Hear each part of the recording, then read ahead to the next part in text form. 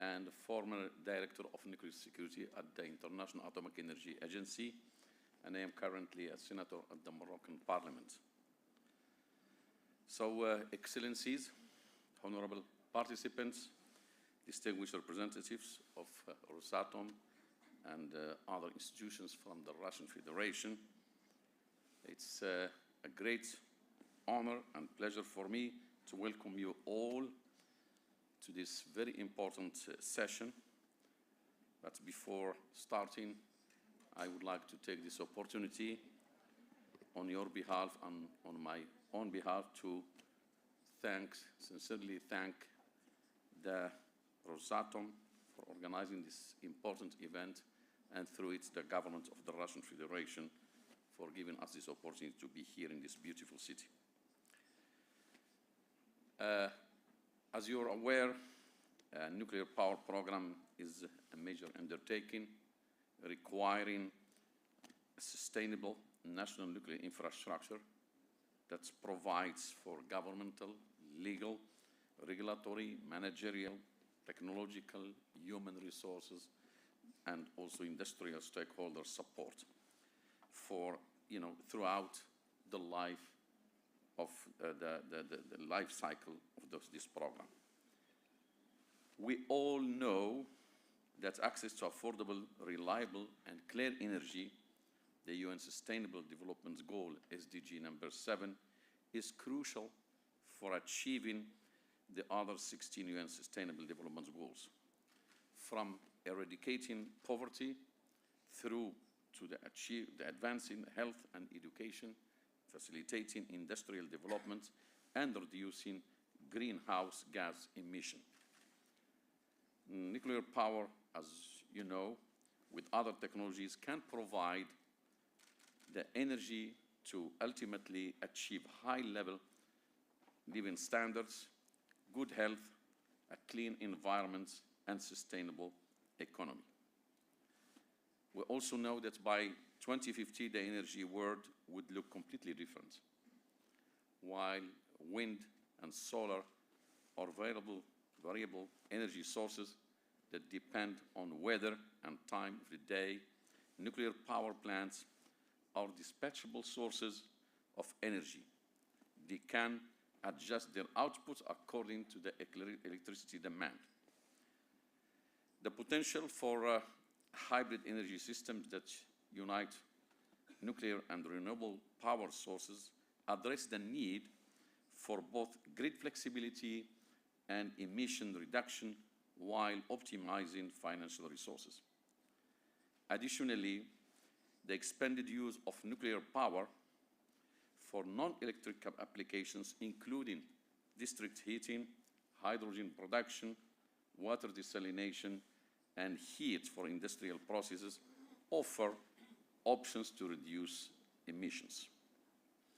By Excellencies, distinguished participants, their colleagues, to introduce nuclear power, a wide range of infrastructure issues needs to be considered.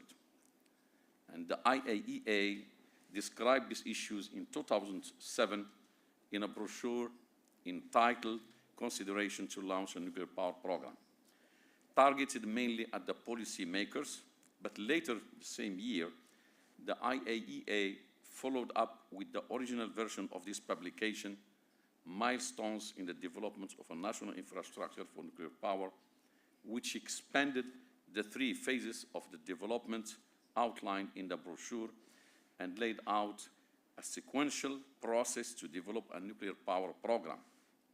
It provided a more detailed description for a broader audience of the full range of infrastructure issues to be addressed and the expected level of achievements for each issue by the end of each phase.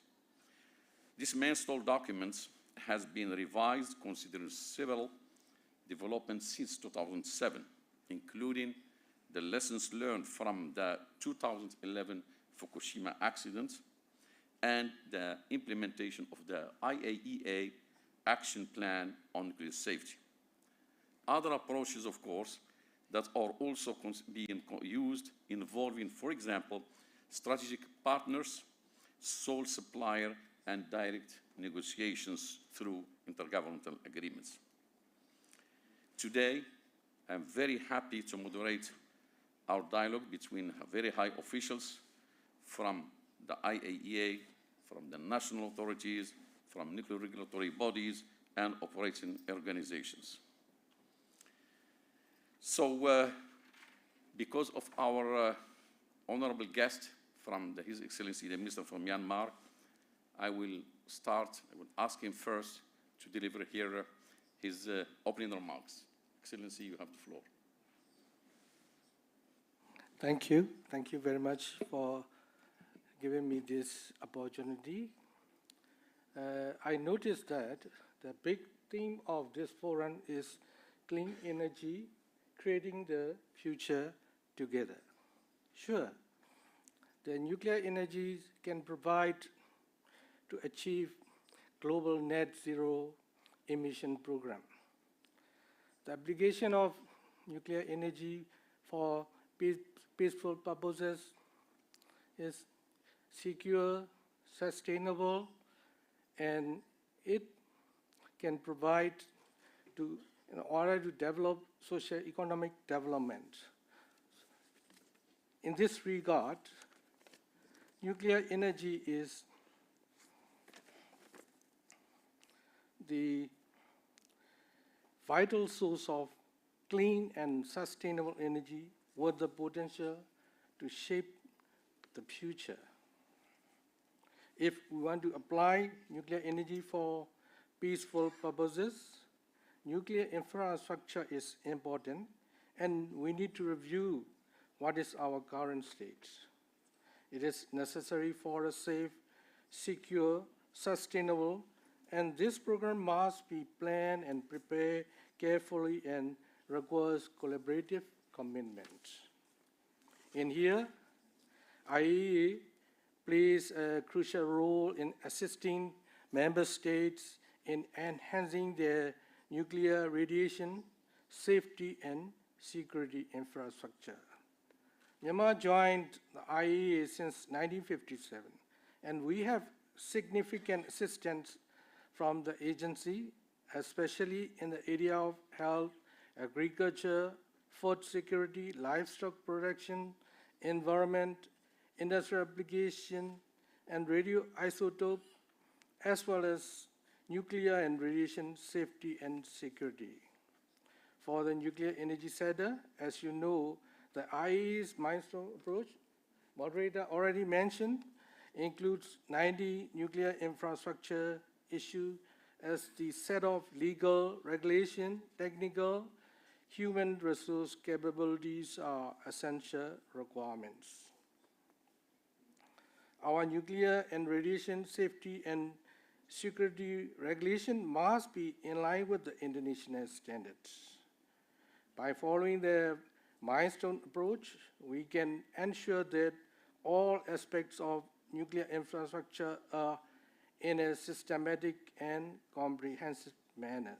The agency-guided document, training, expert missions, peer review services are supporting to newcomers country like us. Now we are approaching to small modular reactor technology with the help of Rosatom. Therefore, we need help to improve our nuclear infrastructure from IAEA as well as Rosatom. In Myanmar, atomic energy law was enacted, and Atomic Energy Council was also established.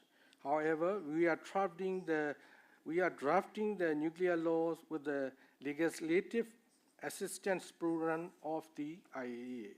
We are also going to cooperate with the Russian Federal Environment, Industrial and Nuclear Supervision Service in the field of nuclear and radiation safety regulation and the peaceful use of atomic energy.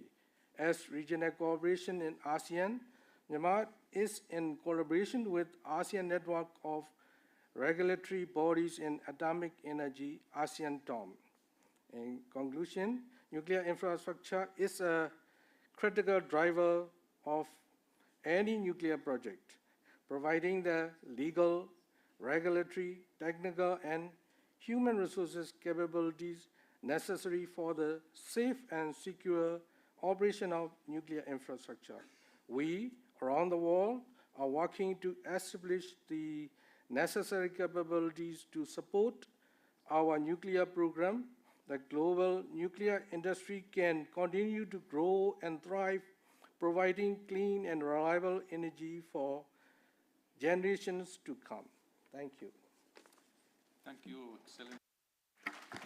Thank you, Excellency, for these opening remarks. And let me continue presenting the other honorable members of the panel. So we are very pleased to have, on behalf of the operating organization, Dr. Mohammed Ramadan Badawi, Vice Board Chairman of Nuclear Power Plants Authority of Egypt, NPPA.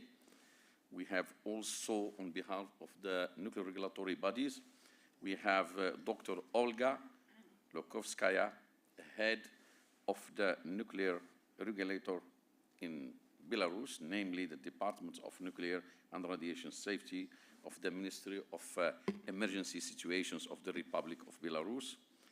We have also my old acquaintance, Dr. Alexei Ferapontov, Deputy Chairman of the Rostekhnadzor from the Russian Federation. And last but not least, we have Deputy Director General, my friend Mikhail Shudakov, and we are very pleased to have him here to share also his experience, with us.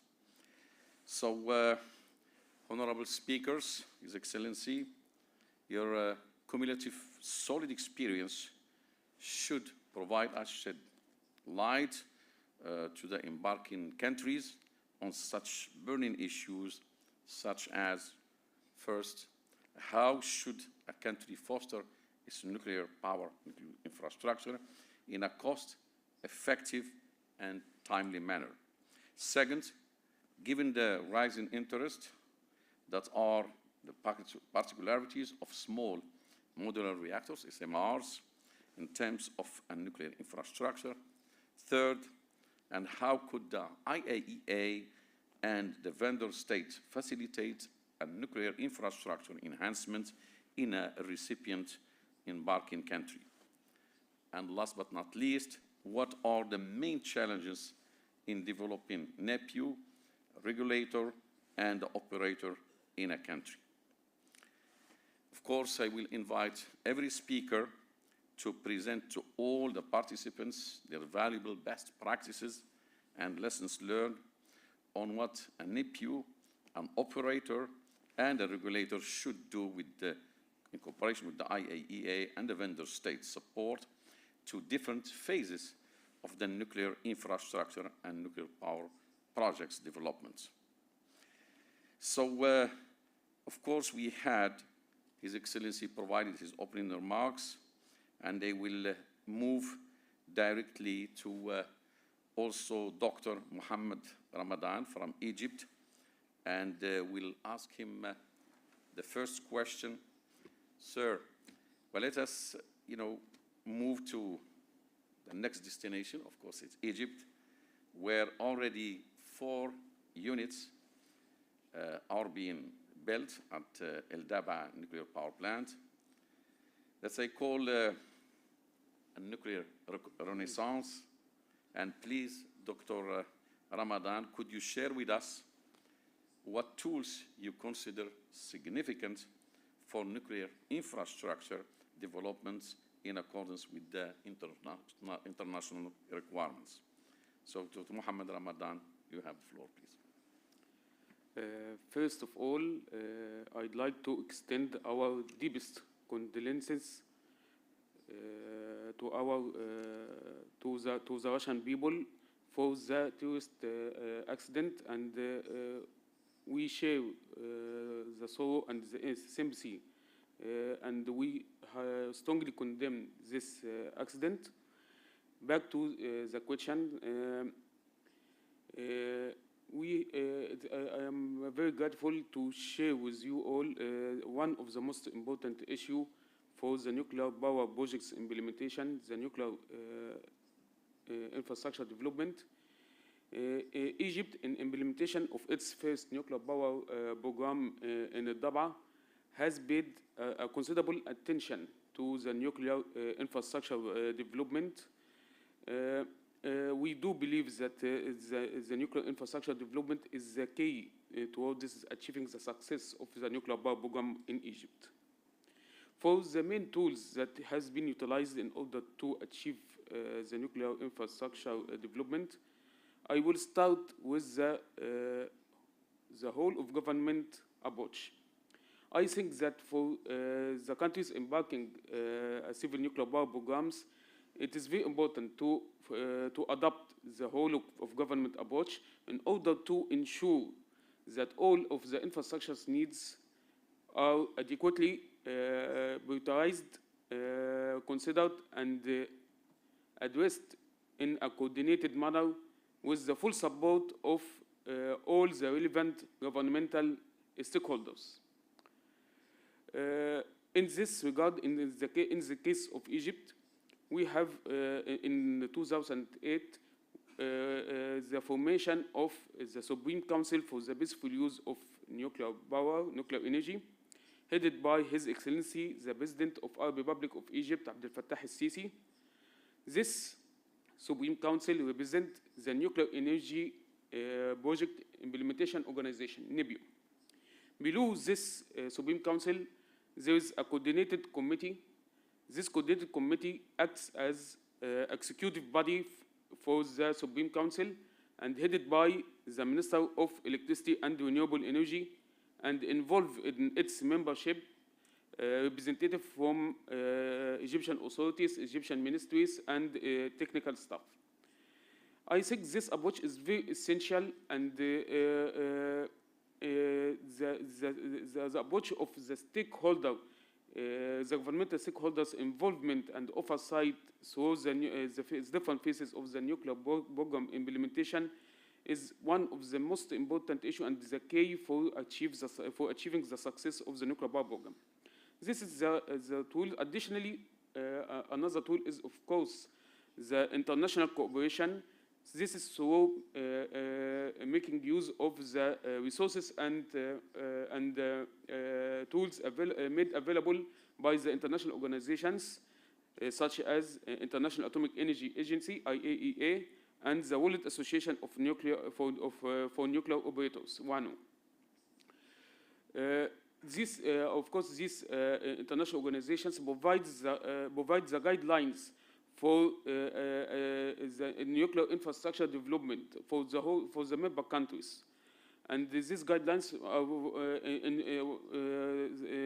in general for the nuclear power programs, like what we have so IAEA, and there are also guidelines that more specific for the operating organization, which provided by WANO in this regard.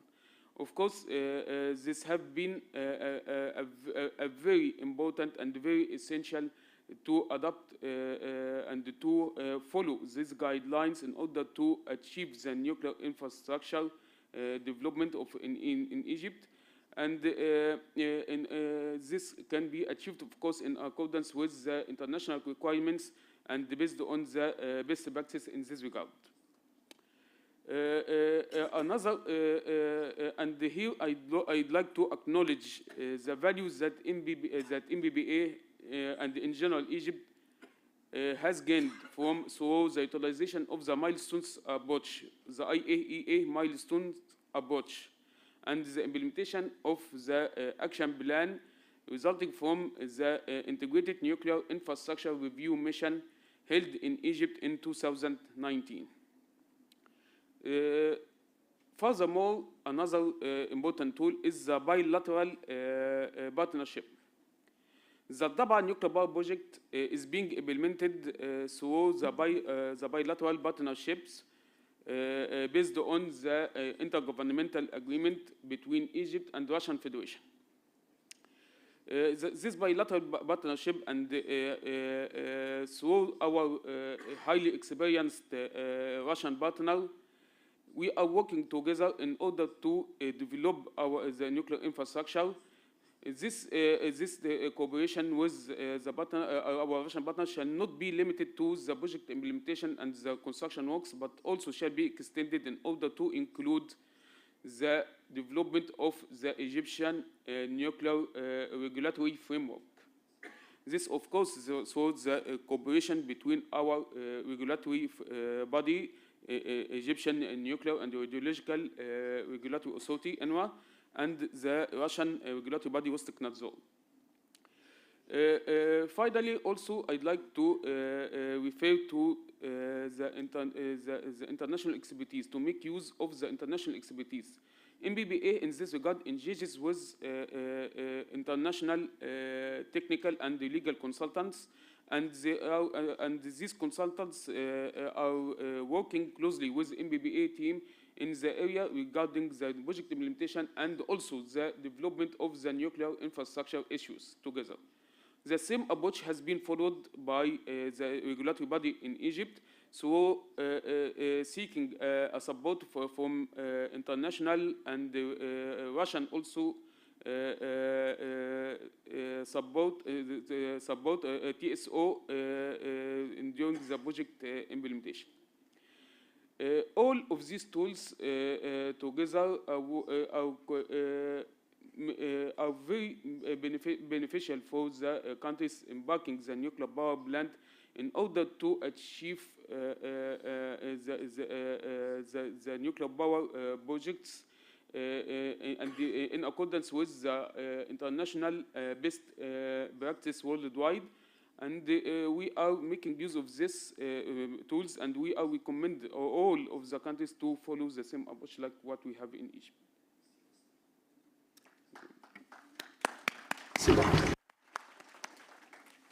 Thank you very much for sharing with us your experience in developing your nuclear infrastructure for, of course, the operating organization, the regulatory body and technical support organization, but in close cooperation with the IAEA and the vendor country, in this case, the Russian Federation. So you have mentioned that you had already the NER review mission, the Integrated Nuclear Review Mission in 2019, and I'm sure that you took into account those recommendations, you implement them. But if you could summarize what were the main outcomes for you from that peer review that helped you, exactly direct all your efforts? Yes, in 2019, based on the request of the Egyptian government, the Integrated Nuclear Infrastructure Review Mission has been received by Egypt, and this we are and according to the report after this mission, there's a conclusion that NPPA or Egypt mainly make an extensive efforts in order to develop its nuclear infrastructure in preparation for the implementation of a Dab'a nuclear power project. This, of course, is a reflective of the strong commitment and the clear commitments of the Egyptian government towards the nuclear safety and the security and the non-proliferation. In the contract, in this report of the NEPIO review mission, and you are kindly invited to download this report. This report it's available in the IA website. In this report, the IA identify 4 recommendations and 3 suggestions for the area of improvements. Also, the IAEA identify 5 good practices that are given to and shared to the member countries to make use of it in the implementation of their own nuclear power programs. Of course, as an outcome of the NEPIO review mission, we have an action plan in order to make a progress for enhancing the nuclear infrastructure in Egypt. And I think that it is a statement that we have made a great progress in the nuclear infrastructure development is, of course, the great achievements that we have, all of us have witnessed in the last few months. So the pouring of the first concrete for the all 4 units in Dab'a site. Okay. But, well, thank you very much for sharing the experience, and I congratulate you because of sharing this report that you put on the website, because this is the way that all these peer reviews, all these reports should be really shared, of course, with each other, and this is how together we improve safety, security, and other issues. So then you mentioned, of course, challenges, and if you could, as an operating organization, what would be 1 or 2 challenges that you're really facing in this process? As you know, NPP is the operating organization for Dab'a nuclear power project, and also the entities that is responsible for the management of the nuclear power project as well. Of course, there are challenges for the implementation of nuclear power project. It's usual to have these challenges. And these challenges should be understood, and in order to find the ways and alternatives in order to meet this challenge and to confront them. I will concern here 2 main challenges. I will start with the human resource development. Especially for the first nuclear power program, it's a challenging issue, and we made agreed efforts in order to meet and to confront this challenge. So the support we got from our Russian partner for that, so the training of our operating staff in Russia. This training is of type of theoretical courses and also the practical courses in the state-of-the-art facilities of the reference nuclear power plant Leningrad 2. And by 2028, we shall have more than 2,000 of NPPA operating staff shall have undergone the training in Russian Federation, and of course they will after that be the operating personnel of Dab'a nuclear power plant. The second challenge that I'd like to share with you is the organizational transition of NPPA. NPPA, I mean by this transition, the transformation of NPPA from the entity focused on the project management and the negotiation of the contracts and the formation of the project to the operating organization. It's not so easy. It's a challenging issue for such a transformation. And in order to meet and to achieve the readiness and to be an operating organization and to start the operations of the nuclear power plant, we have some ways, and we are following this, of course. In Egypt, we start earlier, and by dedicating NPPA personnel to focus on the matters relevant to the preparation for the operation of the nuclear power plant. Additionally, we have the implementation of the organizational structure for the key functional area of the nuclear power of NPPA, and also the development of core attributes essential for the operating organizations, which includes, of course, the strong leadership and the strong commitments to nuclear safety and the nuclear security. The other also issue in order to manage this challenge is to make use, of course, of the support we got from international organizations, as I mentioned, IAEA and World Association of Nuclear Operators, WANO, in order to address and manage this important challenge. Here, I'd like to recognize, of course, the invaluable assistance we have received and will continue to receive from our Russian partner in this respect.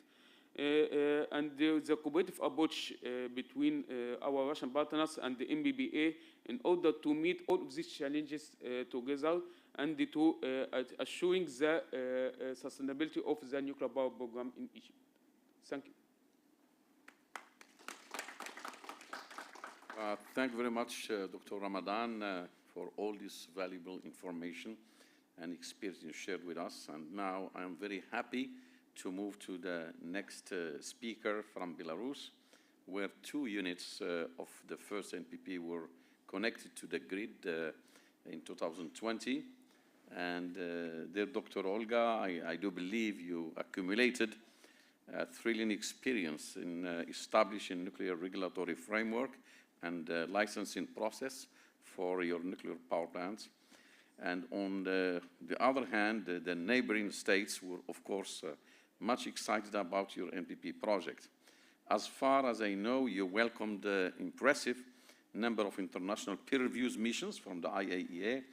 So how you made it happen as a regulatory body to benefit from all this?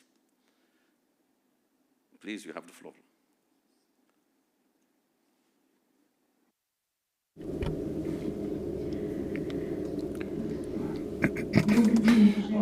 Good afternoon, esteemed colleagues, esteemed participants of today's meeting. I will also start with my condolences to the people of Russia, and I think it's also the pain of Belarusian people.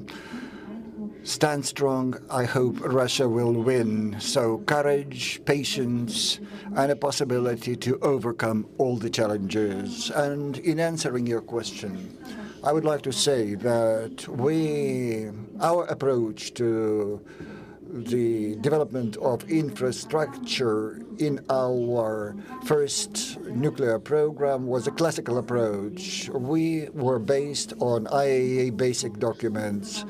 And when we mention those documents, these are the documents that relate to the development of the whole infrastructure, not only regulations. But if you look at all the 19 modules of the program for infrastructure development, everywhere the safety issues are present.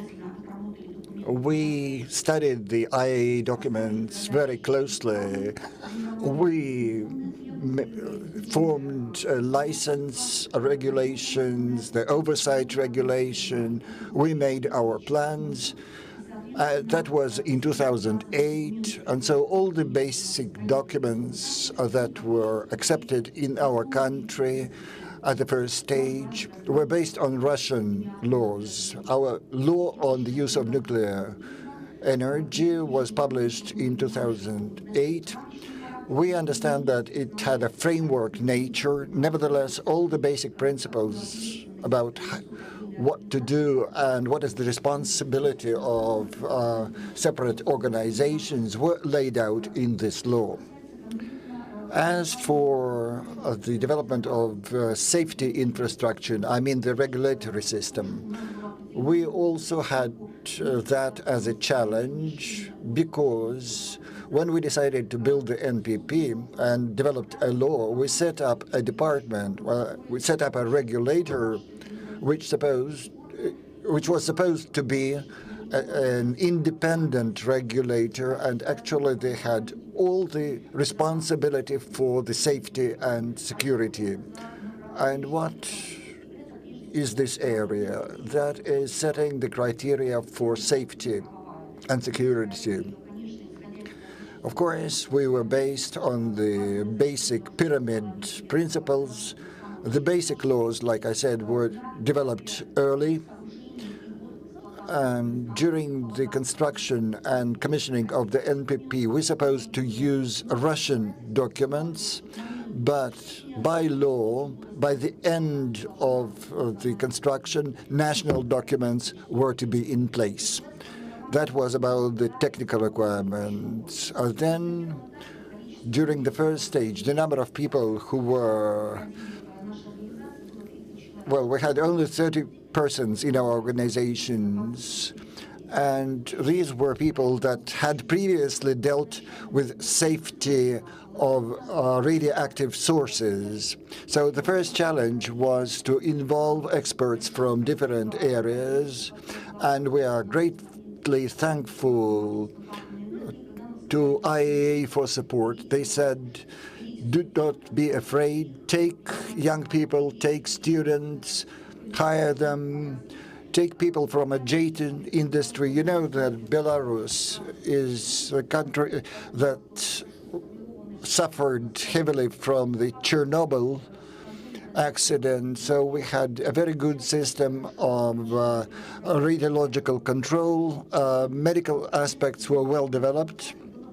So the challenge at that stage was to set up an independent regulator that could make competent decisions. The first mission that visited us dealt with all the issues of safety, but we actively participated in that mission because some of the modules belonged to us. The issues of safety, the oversight activity, the licensing process, and so on. And by the result of that mission, we got very strong recommendations which allowed us to form a plan. Everything started with a plan. This plan was approved at the very top, at the level of our government, and we started implementing it. In parallel, the construction was going on, people were trained, they worked and performed their functions. As for the neighboring countries, we accepted all the missions from these countries recommended by IAEA. So these were regulatory missions and nuclear power missions. We, as regulator, were actively involved with all the missions because we believed that the safety runs through all the aspects of infrastructure. We participated everywhere, but we actively worked with the experts of those missions, pre-Assad missions, and actually they also assessed the regulators' activities because there were a number of recommendations and findings, and we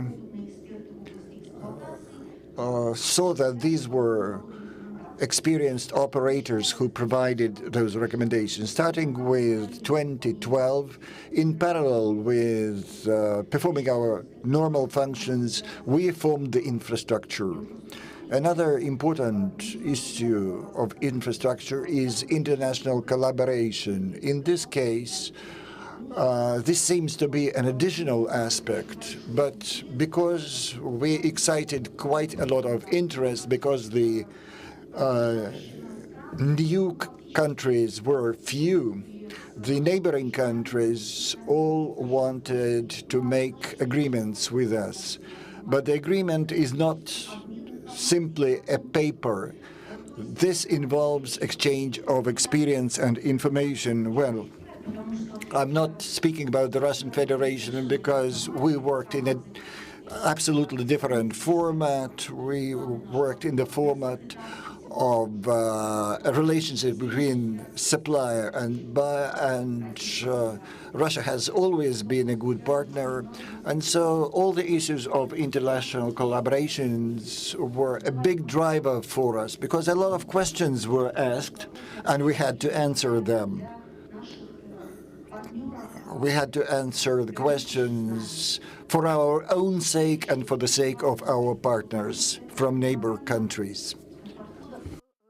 Another aspect is licensing approach regarding the permits. And in this context, we have borrowed the approaches of the Russian Federation with the specificity of the newcomer to the nuclear energy market. And I would like to link it to the specificity of the difficulties that the operator had has been facing, and that is the entity that we are supervising and we have oversight over.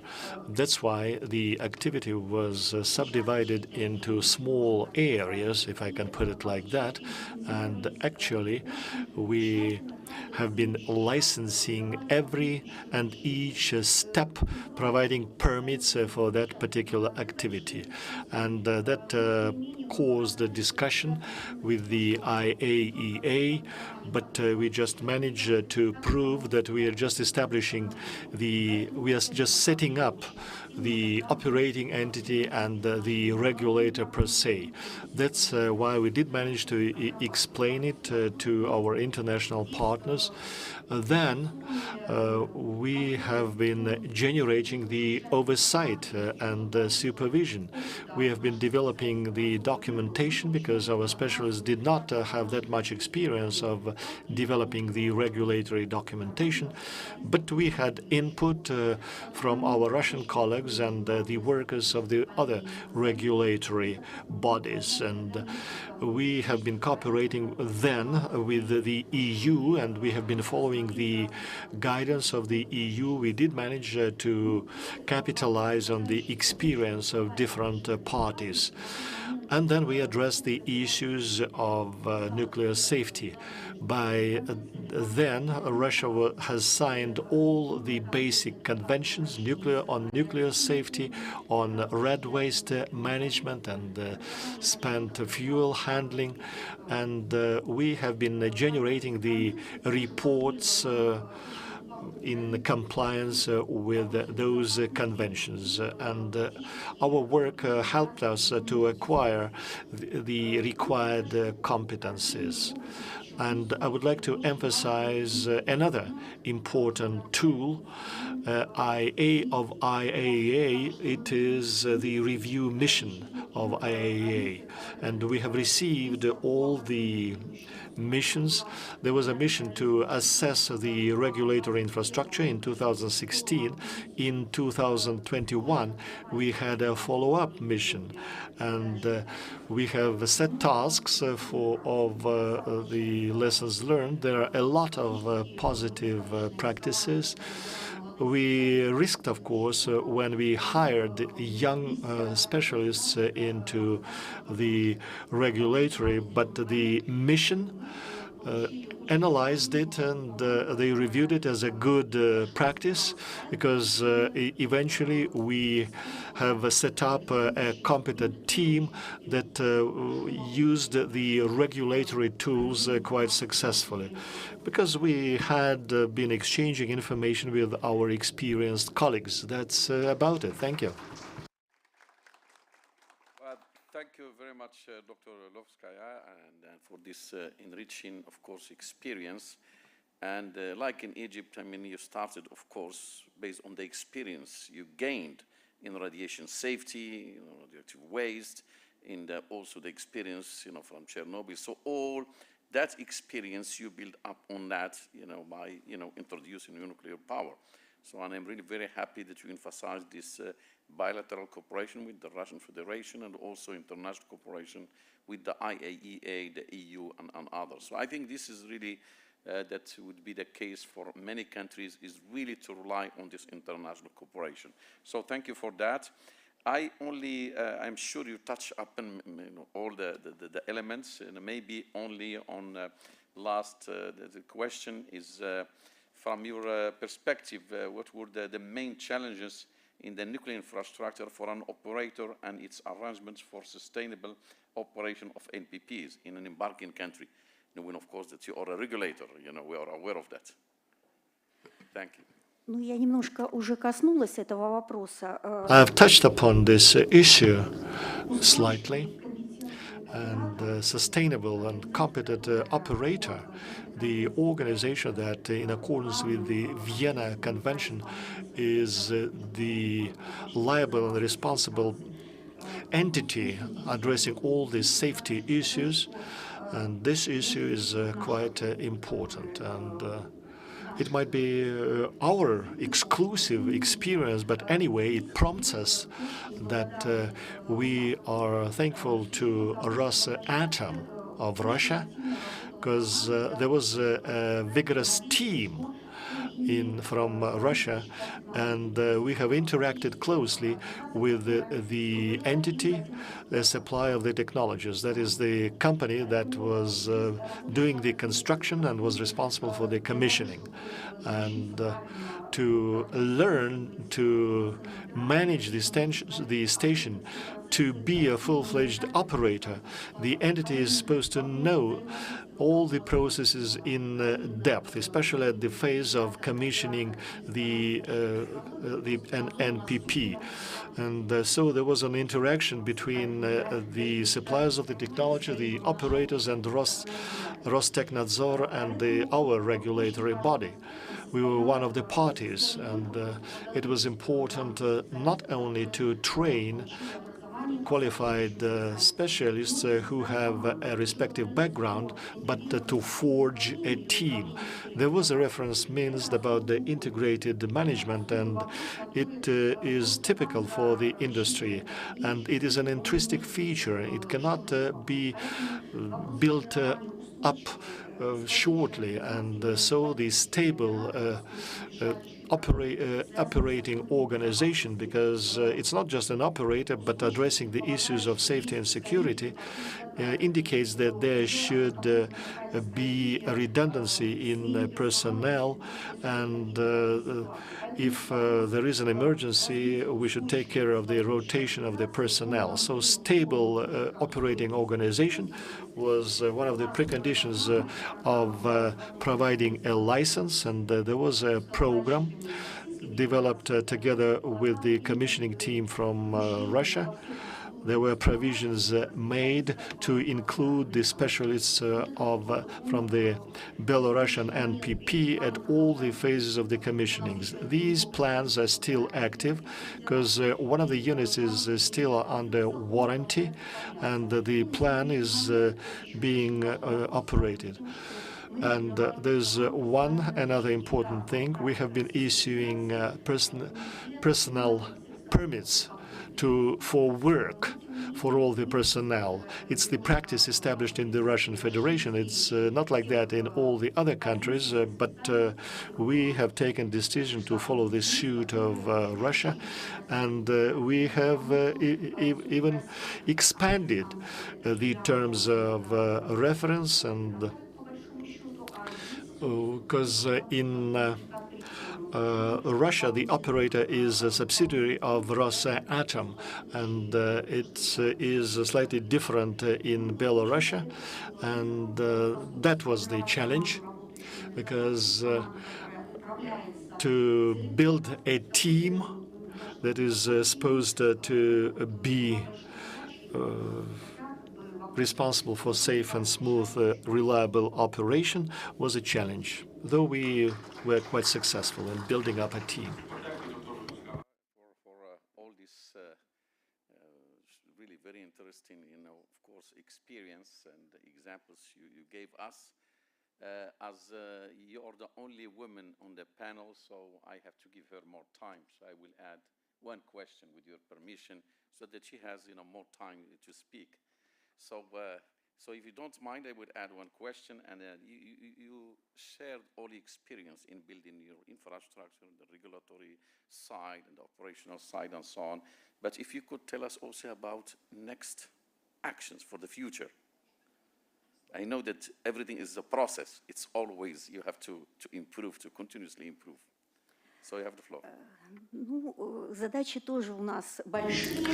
Indeed, the tasks are huge for the future, because the nuclear infrastructure development is an ongoing process, and every NPP is generating waste, spent fuel, and so we will have to manage red waste, and we are now facing the challenge of selecting a site for waste disposal, though it's not an operational issue, but it is linked closely to the nuclear infrastructure. But of course, the style of our operation at the NPP has changed.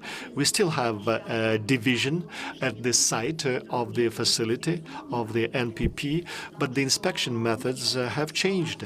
There's an operation ongoing now, and the objects of oversight have changed as well.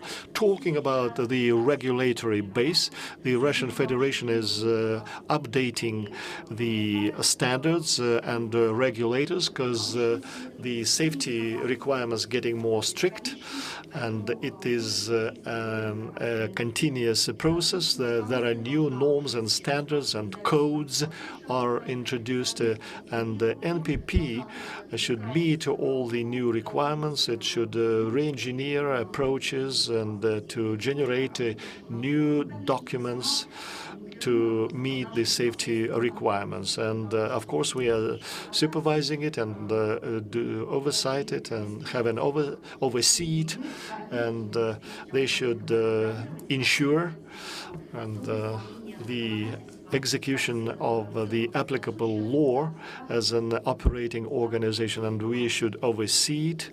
And so that's how it is. Well, thank you very much. Really, it's appreciated all what you have, shared with us. And now I would like really to move to also another regulator, and this is Dr. Alexey Ferapontov from the Russian Federation. You have heard that from both Egypt and Belarus, the two speakers before, that they very much appreciate the support they are getting from also the regulatory side, from your organization. And knowing that your resources are limited, and if partner countries, you have more and more, you will reach a limit where to continue supporting, building this regulatory, infrastructure in these partner countries with the Russian Federation. We would like to hear from you how you assist in the development of this regulatory infrastructure in the partnering countries, for Rosatom projects. So you have the floor, please.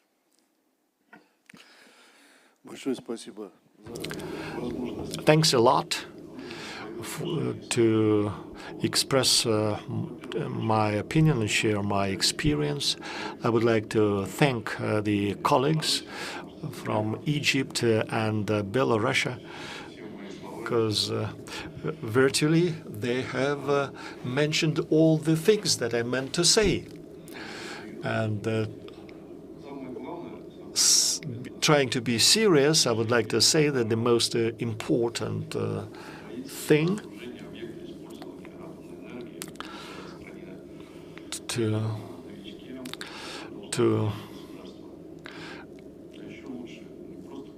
for the state to take a decision, and it should be a committed decision. And the leader, it's nice if the leader of the country, the national leader of the country, would support the nuclear project. And if that's the case in a country, then the nuclear project would be successful on budget and schedule. And in some other countries, unfortunately, despite the kickoff of the process, despite the construction started, and it might be with the Rosatom or some other supply of technologies, the projects are suspended, not completed, because there's a loss of interest from the national leadership.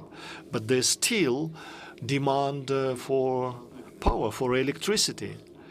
And so the commitment of the state and support of the leadership is a prerequisite of a success. Olga, Ms. Lugovskaya, stated that there is a strong need for a competent licensor. And I cannot forget Hanekivi project, when there was an operating organization, Fenavoima, in Finland, and my colleague said, Alexei, I understand that you can make a report on behalf of Fenavoima and explain things to me and make all the calculations. But my task as a Finnish regulator to bring up a competent licensor. And that task was addressed not by a novice, but by the country that operate quite a number of the units, not only of Russian design, but Westinghouse and some other providers. But that was the attitude that they had, responsible. And novice country should understand that if they undertake something, it is supposed to be long-term. The reactors, the current reactors that are commissioned, is 100 years. It is construction, commissioning, decommissioning, abandonment. It's 100 years as a minimum. And so it's a responsibility not only for the current generation, but for the future generations as well. So if we come to a new country, we should think about the generations that will live in this country with the nuclear project that was to be implemented. So the safety culture, the enthusiasm about implementing it is a must. So how do we achieve that? There are IAEA safety requirements, General Safety Guide number 12, General Safety Guide number 13, and these guidelines describe the requirements for the regulator, what expert support should be attracted inside the country and from abroad, and what could be used and how not to shift to irresponsibility, because it's up to the state to be responsible for all the issues related to safety and safe, reliable operation. And Dr. Mrabit, you have been talking about the 19 milestones for the development of the infrastructure. This is very important. It's a must. But when we talk that the country is supposed to develop the standards and codes, and by the way, Olga mentioned that initially the standards and codes of a vendor have been used, and I strongly recommend that all the novices should adhere initially to the codes and standards and regulatory mechanisms of the vendor, because the NPP has been designed and engineered to meet the regulatory requirements of the vendor, and you should use those requirements to assess the safety. So when the facility is constructed in the country, every bureaucrat and public servant try to assume responsibility and try to invent regulatory documents that we will have to live with in the future. The regulator will have to live with it, and the operator will have to live with these documents, in line with these documents. But please tread carefully before trying to be vain. One should think about the prospects. That's why it goes without saying that the vendor legislature should be adhered to initially. I can give you an example of China. when they started to develop their projects, there was an American vendor, and so they took the legislature. Then it was followed up by French and then Russian. It is easier to acquire experience and competency, and the country makes a progress developing the National Infrastructure Development Program.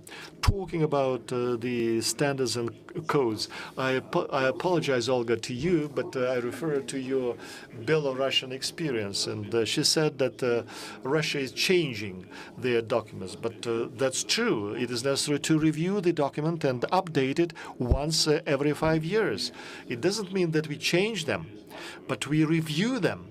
And if we identify some kind of gaps, or if there are additional international requirements that came into life as it happened after Fukushima, then, of course, it is reflected in the regulatory requirements, and we have to change the regulatory approaches. And it is advisable then to dynamically change the documents base if it was accepted as a base, as a basic documents. So I have given you the general information, and now more specific how we have. We have scientific support divisions, and well, that's how, and there are documents describing how it is possible to attract international support. It is GHG and GSR Part 1. And some of the countries that receive Rosatom technologies attract technical support organization of Rostechnadzor. We have a special entity, Bezopasnost, and it is possible to make a contract with the regulator, because I'm talking on behalf of the federal regulator. So there's a contract in place with the country of construction of the NPP, and training and expert review support, assistance with the inspections missions, assistance with attracting specialists from other countries happens as part of this contract. Well, and all that is done under the watchful supervision of the vendor country. In our case, that's Rostechnadzor.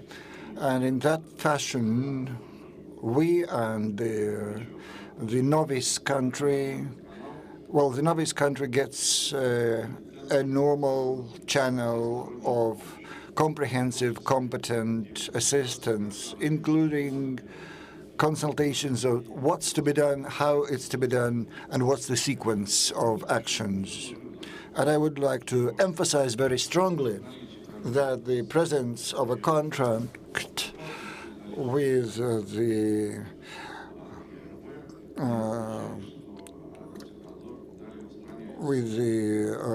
organization that provides the technical support means that Rostechnadzor is no longer playing a role. We have about 40 agreements with safety agencies from different countries, both new countries and experienced countries. We always work directly, and we are always ready to immediately render support whenever our partners need that. Thank you.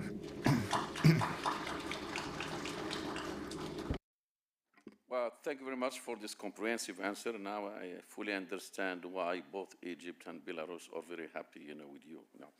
Okay, so one thing I would like to emphasize is there's this good practice you have mentioned, that every 5 years you review your regulations and processes and so on, and then if justified, you revise. But this is really good. So I think it's, I want only to emphasize this as really a good practice. Last question for which I would like really to have a quick answer is that we heard during this, of course, my stay here from many experts and countries saying that this enters in the floating SMR, experience with the Russian Federation, and that this transportable and floating SMR makes perspective promise, for different countries. Are there any differences in the regulatory framework of these traditional NPPs and also the SMRs, the floating SMRs?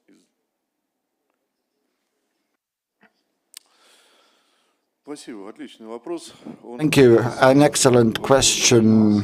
This question was raised at a symposium organized by IAEA in the fall.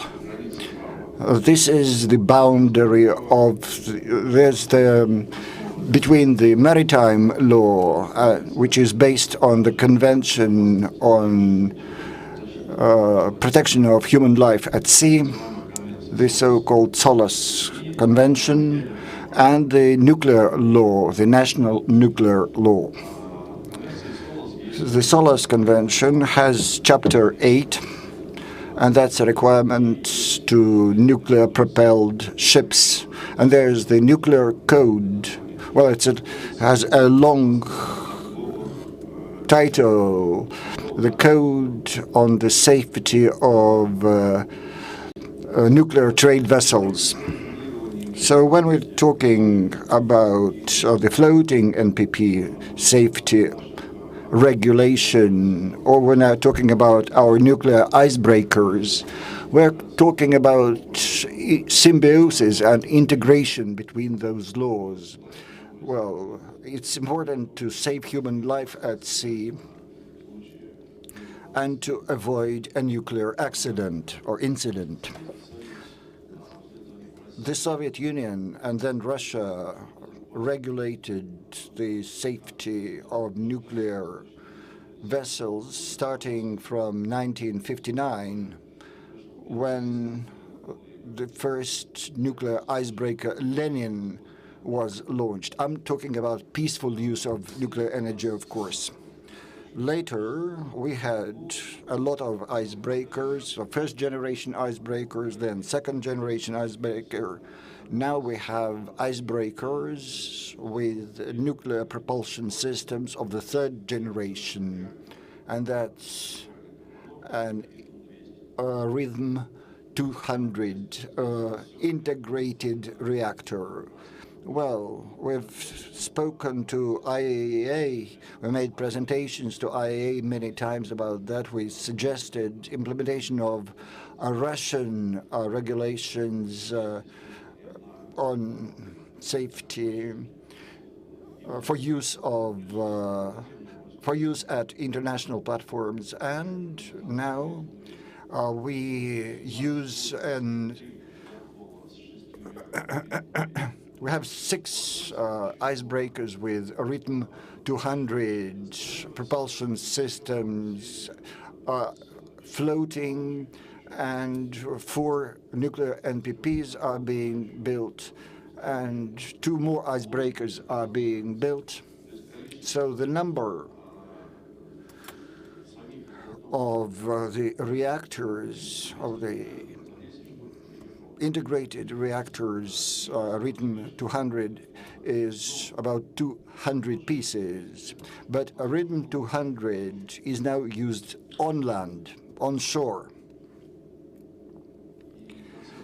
And Rosenergoatom got a license last year for placing this small-size NPP in Yakutia, in Uskulga settlement. And now we faced a situation when the maritime law does not always meet the requirements to the onshore NPP. The materials that are being used for maritime units do not meet the requirements for on-land units. The design, because they're very compact, the design of the vessel reactors also do not meet the requirements for on-land reactors. The connections sometimes is thread connection, sometimes it's welding. And here we only have welding. And the rules for on-land reactors do not mention it. There are more problems like that. And despite the fact that we issue licenses both for maritime reactors and for on-land reactors, we understood that without changing the requirements for on-land reactors, we will not be able to issue any licenses. We conducted certain tests, we did some R&D, and amendments were made in the rules. And it's not the case when we do that once in 5 years. And as a result, we get our referent unit has thousands of successful hours of operation. But what is an inspector? The inspector checks something for compliance with something else. So if there's no rules, they cannot be compared. So you cannot make a conclusion, and that means you cannot issue a license. So there is difference, but we saw this difference. We perceived it. We added to our regulatory documents, and I think that Russia is the only country which uses such reactors on land. During the autumn session of the IAEA General Conference, we had a meeting of a management board, and we made a legal decision to set up a working group on small modular integral reactors. It involved Russia, Argentina, Turkey was an observer, and I think China is going to join us. In June, there will be a big workshop in Korea that will consider such reactors and the real requirements that will be applied to it by the regulator.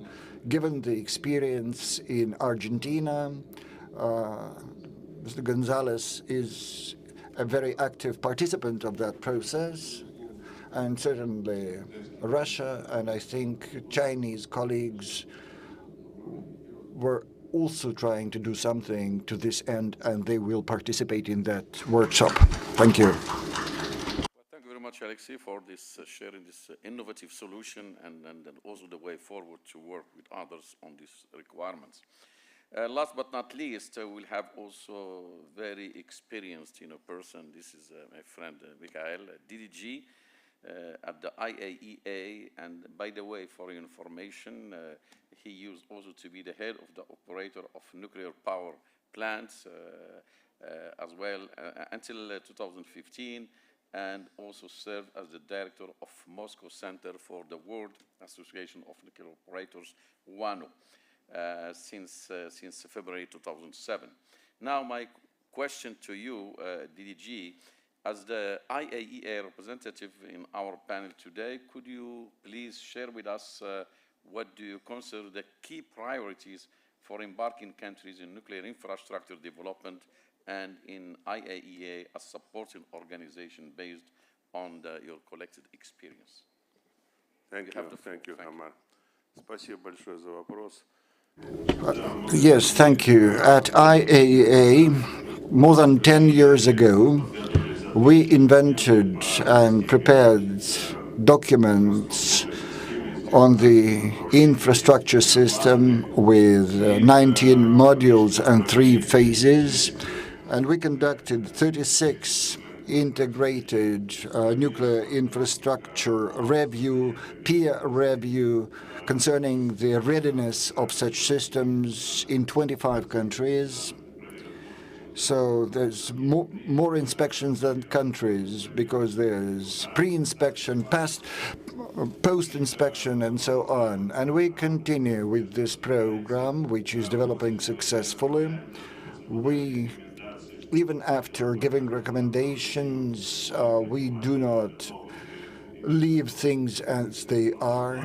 We accept new integrated work plans jointly with the country and continue to work with them involving the best experts using the experience of other countries concerning how you could expedite the development in this area.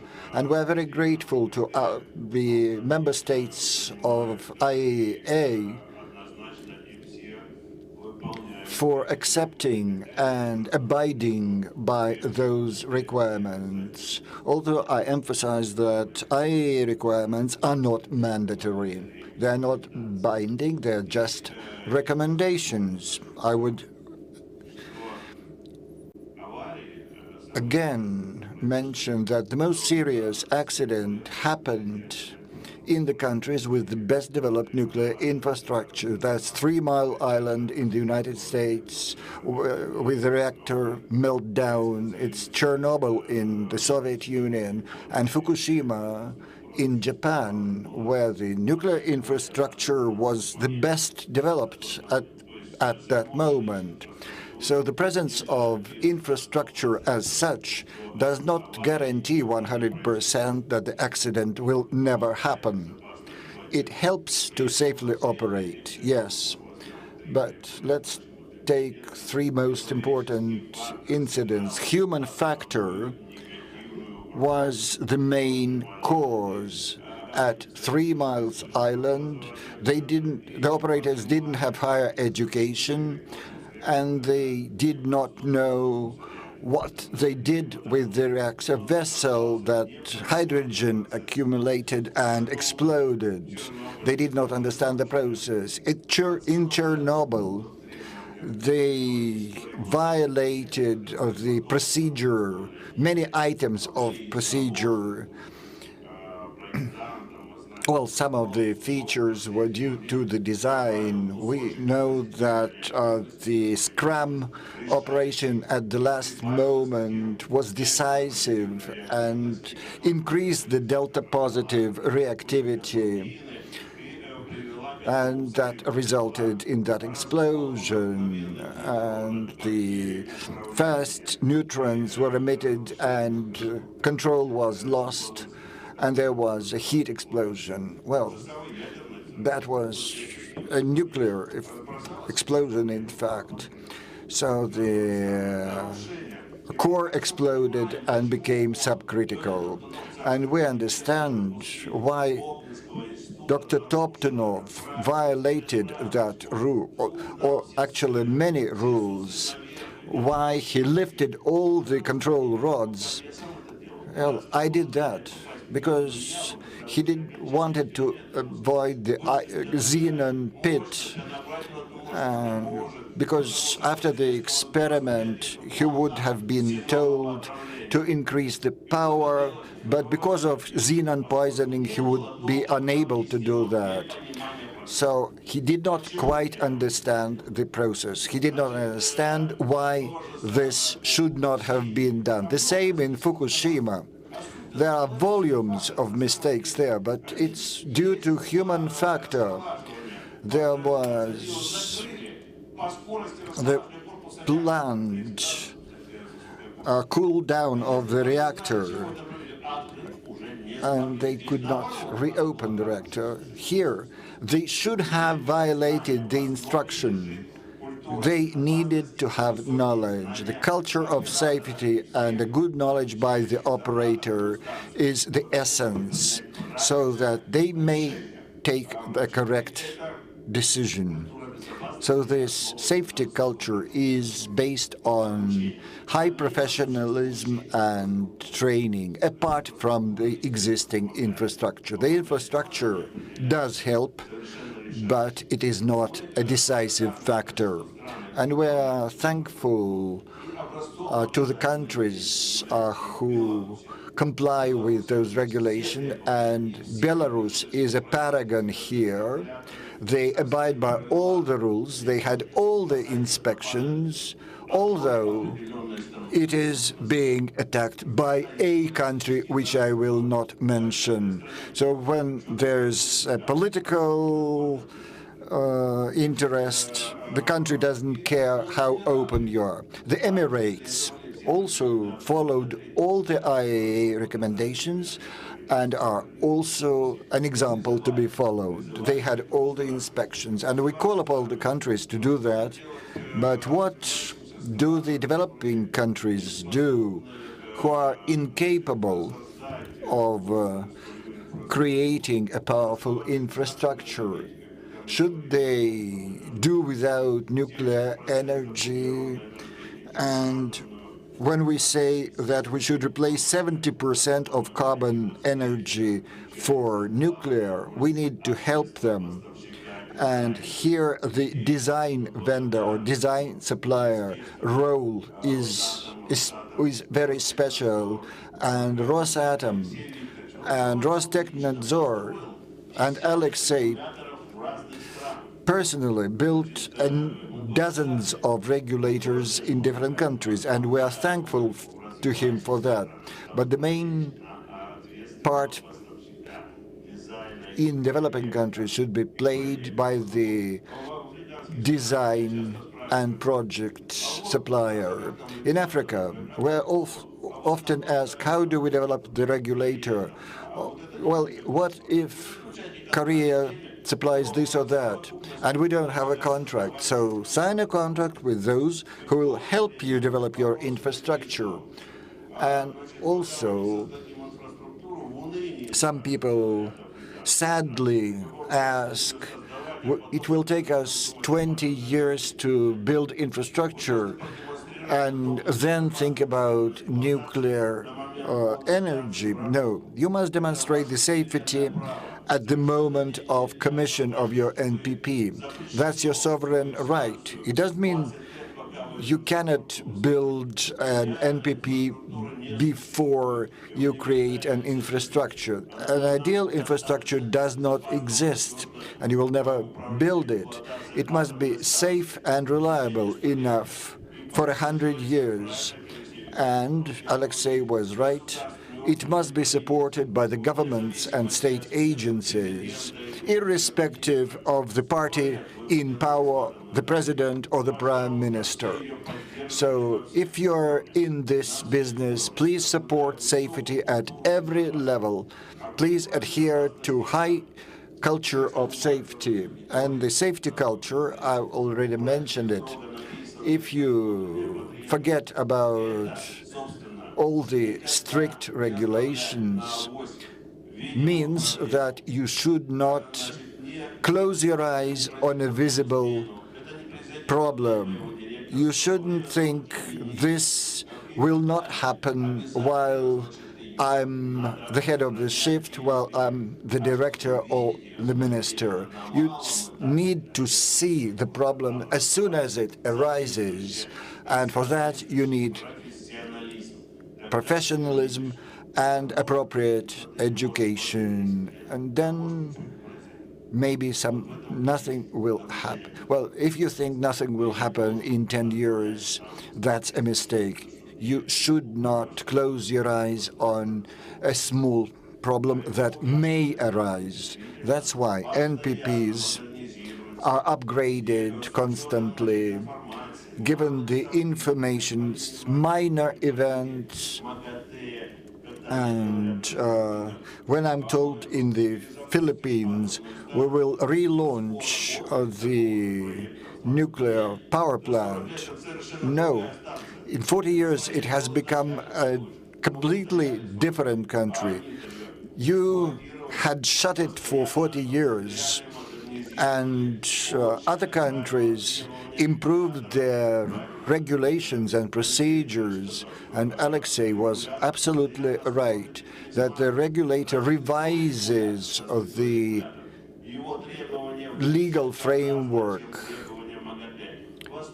constantly. Their requirements are much higher than the IAEA regulations.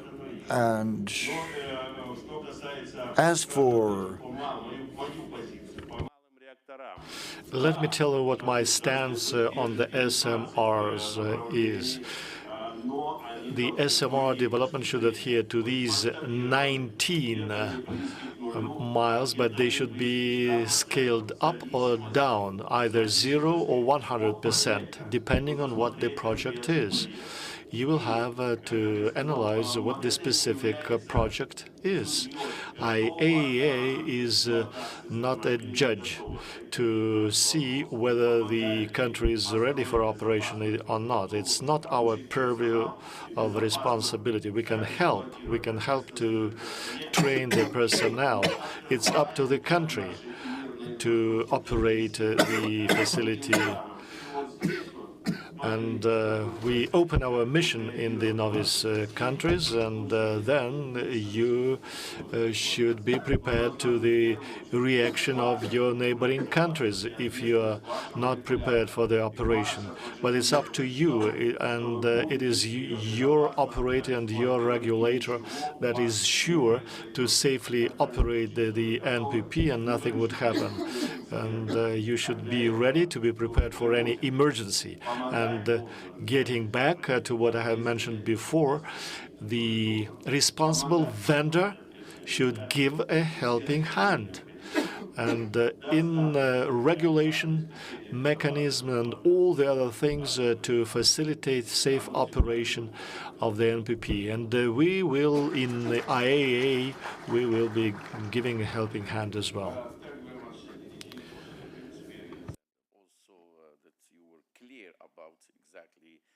These infrastructure elements are necessary, but not sufficient. You need exactly more in terms of safety culture, security culture. So these are very, very important issues. So my last, and please, if we could really quickly, in few words, because we exceeded time, but as it's really very interesting, I did not want to stop any speaker because it's very, very interesting. So DG, of course, you have mentioned that there were many INER missions organized by the IAEA for land-based, of course, nuclear power plants. But now, as we're talking about transportable and floating, reactors, would you consider that the same approach you have for INER that exists now could be applied for these transportable and floating reactors? Or what should be done? There's still an ongoing discussion. They say that the specific infrastructure should be present, but it should be scalable. Either 100% requirements should be fulfilled or 0 requirements. And is related to international maritime organizations, but they stated that we will not develop the specific rules. You develop them and we will review them. That's what the IMO said. And I think it's up to the country to develop the rules and regulations if they have the floaters. And so that the country that has not the experience should include the recommendations that would kill a good projects. And transport and floating NPPs are high in the demand. And we can see that the countries which are located on the islands, they have 17,000 islands, Indonesia. And then Malaysia has a lot of islands. They need floaters. And I have joked already when closing the symposium. It's a joke, of course, but still it has a serious note as well. And the floating one is the most safe NPP NPP, even if it is attacked by the terrorists or shut down cooling. There is a team over there. You just open up the hatch and had it drown together with the terrorists, and then you just pump out the water and you can operate it again. And you cannot possibly have a meltdown. Thank you very much for sharing all your experience. I think because of the time, I think we exceeded really it's still, could we still take a few minutes? So because it's very interesting, I would exceptionally accept 1 or 2 quick questions from the audience if there is anything, any burning issue, because all of them, they provided excellent answers and covered all the questions. So anyone? Everything is clear. So again, on your behalf, my own behalf, we sincerely thank you for the excellent contribution to this important session on infrastructure and on, of course, nuclear power, and the project drivers. We learned a lot of experience from those exactly embarking on nuclear power. Now they have nuclear power plants in operation, like, of course, Belarus and also Egypt is in its way, and from also the mature nuclear power program of the Russian Federation that has provided the support, exactly to these countries. And I'm really grateful also that I heard the support provided by the IAEA and other international partners also to support, these countries. So in short, in one word, this is exactly our collective experience, our collective responsibility, keeping in mind that safety, security is the responsibility of the member states, not the IAEA and others. But I think sharing experience, learning from each other, and sharing these good practices would also contribute to making the world more safer and more secure and more responsible when it comes to nuclear energy. Well, thank you very much for your support.